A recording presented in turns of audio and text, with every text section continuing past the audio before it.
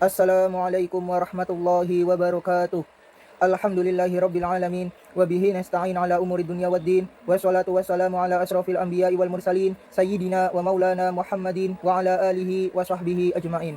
Rabbi shrahli sadri wa yassirli amri wahlul 'uqdatam min lisani yafqahu qawli. Yang kami hormati Bapak Miftahul Fikri MPDI dan yang kami banggakan mahasiswa-mahasiswi kelas PAI 1B. Pertama-tama, marilah kita panjatkan puji syukur kehadirat Allah Subhanahu wa Ta'ala yang telah memberikan hidayah serta inayahnya sehingga kita dapat melaksanakan kegiatan presentasi kali ini.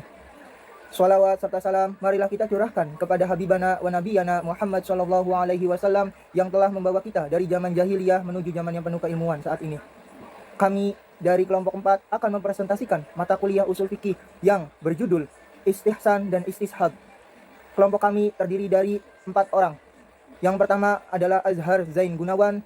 Yang kedua yaitu saya sendiri, Dafa Ali Firmansyah. Yang ketiga Diki Alfian Nur Rachman. Dan yang keempat Nung Sri Wayuhni. Langsung saja, untuk presentasi pertama akan disampaikan oleh saudari Azhar Zain Gunawan. Kepadanya disilahkan. Istihsan.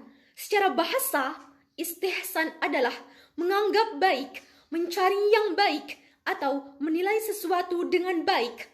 Sedangkan secara istilah, istihsan adalah meninggalkan hukum yang telah ditetapkan berdasarkan dalil syara pada suatu peristiwa untuk menuju hukum lain karena ada dalil syara yang mengharuskan untuk meninggalkannya. Dasar hukum istihsan terdapat dalam Quran surat Al-Baqarah ayat 185 sebagai berikut. A'udzu billahi minasyaitonir rajim. Bismillahirrahmanirrahim. Yuridullahu bikumul yusra wa la yuridu bikumul usra walitukmilul iddata walitukabbirullaha ala ma hadakum wa la'allakum tashkurun. Artinya, Allah menghendaki kemudahan bagimu dan tidak menghendaki kesukaran bagimu. Hendaklah kamu mencukupkan bilangannya dan mengagungkan Allah atas segala petunjuknya yang diberikan kepadamu agar kamu bersyukur. Pembagian istihsan terbagi ke dalam 3 bagian, yaitu 1. Istihsan dengan nas. Istihsan dengan nas adalah meninggalkan hukum berdasarkan kias dalam suatu masalah menuju hukum lain yang ditetapkan berdasarkan Al-Quran dan hadis.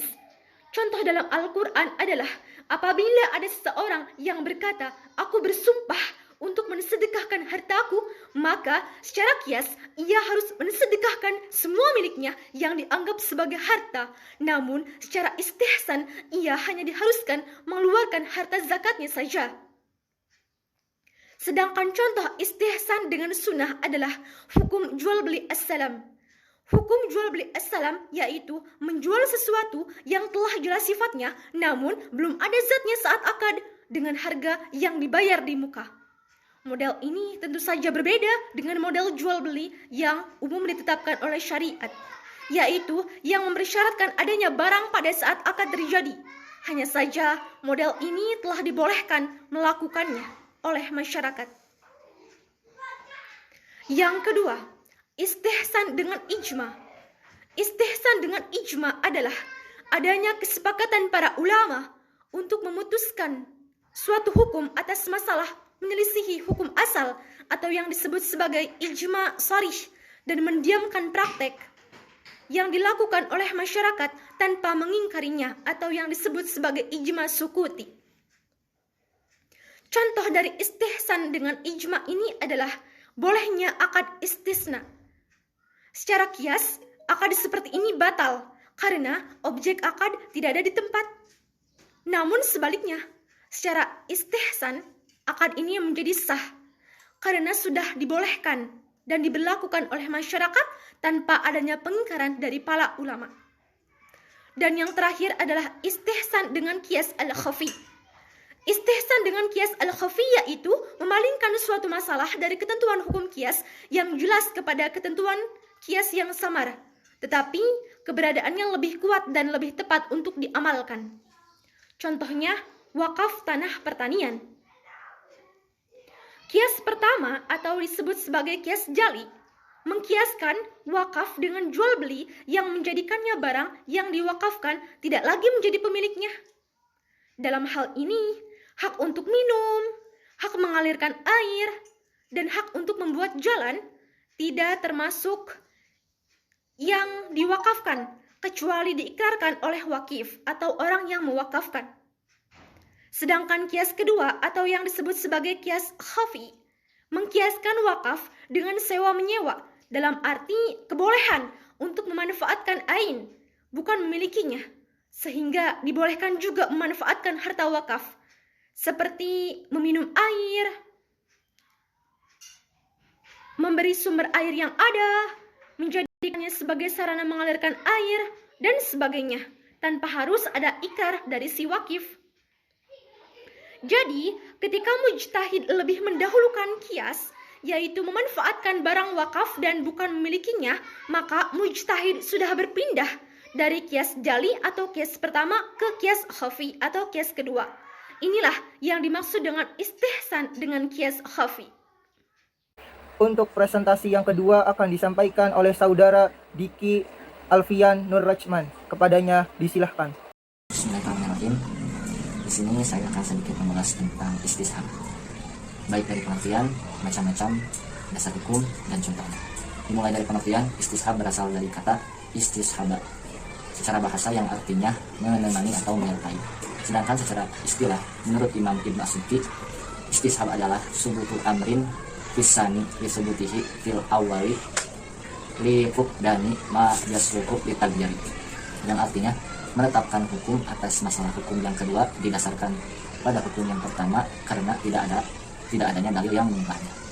Itu dari pengertiannya. Kemudian dari macam-macamnya, menurut Imam Al-Zahroh dalam kitab Ushul Fiqih, istishab dibagi menjadi 4 bagian. Yang pertama yaitu istishab al-baro'atu al-asliyah, yang maksudnya pada dasarnya setiap orang itu bebas dari tanggungan. Kemudian yang kedua ada istishab al-ibahatul asliyah, yaitu yang didasarkan pada hukum asal dari istishab itu sendiri, yaitu ibahah atau mubah. Kemudian yang ketiga ada istishab al-hukmi, yang artinya yang maksudnya menetapkan hukum yang ada dan berlaku sejak dahulu sampai sekarang hingga ada dalil yang mengubahnya. Kemudian yang terakhir, yang keempat, ada istishab al-wasfi, yaitu istishab yang didasarkan pada anggapan masih adanya sifat yang diketahui ada sampai ada bukti yang menjelaskan bahwa sifat itu sudah tidak ada. Dan yang keempat yaitu contoh dari istishab di bidang hukum pidana tentang asas praduga tak bersalah, yaitu bahwa terdakwa tidak bisa dianggap bersalah apabila belum ada bukti hukum secara material yang menyatakan bahwa terdakwa itu bersalah oleh pengadilan. Untuk presentasi yang ketiga akan disampaikan oleh saudari Nung Sri Wahyuni. Kepadanya disilahkan. Jadi kesimpulannya, itisan adalah berpindahnya seorang mujtahid dari tuntutan kias jahil nyata kepada kias kapi samar atau dari hukum kuli umum kepada hukum pengecualian karena ada dalil dan dimenangkan olehnya berpindahan ini hukum juz'i. Itisan terbagi menjadi 2 macam, yaitu itisan kiasi dan itisan istisnai. Itisan adalah suatu dalil yang dapat dijadikan hujah untuk menetapkan hukum terhadap sesuatu yang telah ditetapkan kias atau keumuman nas. Dan ihtisab adalah menetapkan suatu menurut keadaan sebelumnya sehingga terdapat dalil yang menunjukkan perubahan keadaan atau menjadikan hukum yang telah ditetapkan pada masa lampau secara kekal menurut keadaan hingga terdapat dalil yang menunjukkan atas perubahannya. Menurut Abu Zahra, ihtisab dibagi dalam 4 macam, yaitu 1. Ihtisab al-asliyah, 2. Ihtisab al-bara'ah al-asliyah, 3. Ihtisab al-hukmah, dan keempat, ihtisab al-was. Ihtisab merupakan dalil sara yang terakhir yang dijadikan para mujtahid sebagai 4 kembali dalam mengetahui bagi suatu peristiwa yang sedang mereka hadapi. Selanjutnya, kelompok kami memiliki sebuah pantun berfaedah. Pantunnya ialah: pergi bersama dengan Arga menonton film genre perang. Apabila ingin masuk surga, seringlah mengaji dan sembahyang. Sekian presentasi dari kelompok kami. Ungdur makola walatandur mankola. Akhirul kalam. Wallahul muwaffiq ila aqwamit thoriq. Wabillahi taufiq wal hidayah. Wassalamualaikum warahmatullahi wabarakatuh.